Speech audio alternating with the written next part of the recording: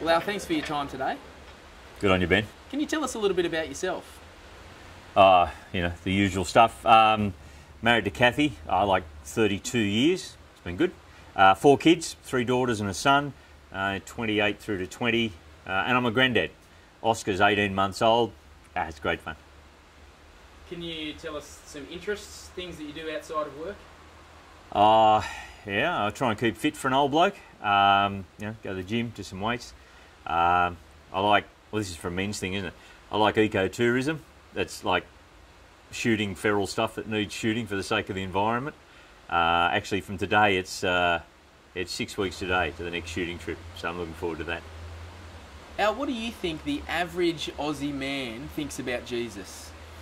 My guess is the average Aussie man doesn't think about Jesus at all, mostly. I think it's a combination that the average Aussie bloke doesn't think about Jesus because Jesus seems far away, distant. You know, he's kind of making the peace sign in the stained glass windows, or it's all caught up in the institutional church, and most Aussies aren't that, wrapped about the institutional church. Well, I guess what makes me sad is that most blokes have never really kind of seen what Jesus is really like. That's the real Jesus. And man, he is like a magnet for men. Yeah. Now, Al, we're having an event on the northern beaches for men who rarely, if ever, step foot into a church, and you're giving the talk. What incentive would you give these men for coming to hear a talk about Jesus? I just work really hard at trying to show guys what Jesus is really like, what it is that he offers, and why we should take him seriously. One of my kind of favourite ways of explaining about Jesus, Reg Mombassa, who's the guy that drew the Mambo t-shirts, you know, that artwork.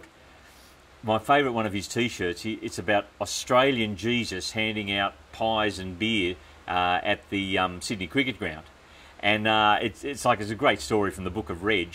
Now, I don't know if Reg Mombassa's I think he is mocking Christians, but the great irony is I reckon Jesus is much closer to the one who'd hand out pies and beers at the cricket ground than what you see in a lot of churches.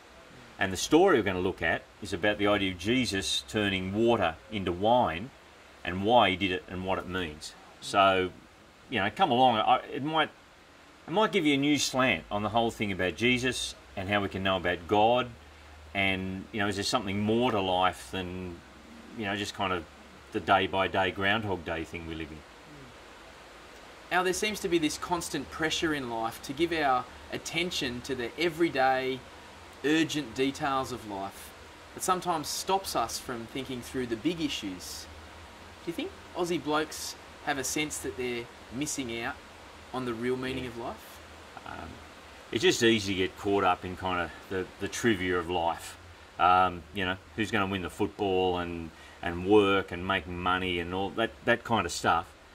If you think about it, when you get to the end of your life and you haven't got long left and you look back what really mattered, I guarantee it was people and what you shared with them and so on. No one on their deathbed ever said, I wish I'd spent more time at work, or I wish I'd watched more of South Sydney play, or whatever.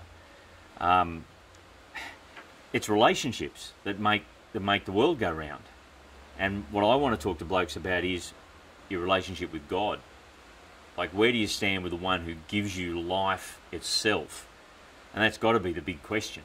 And it's easy to keep putting that off. But I tell you, one day we're going to have to face up to it. Well, thanks, Al. We really look forward to hearing what you've got to say about Jesus on the 25th of October. See you then.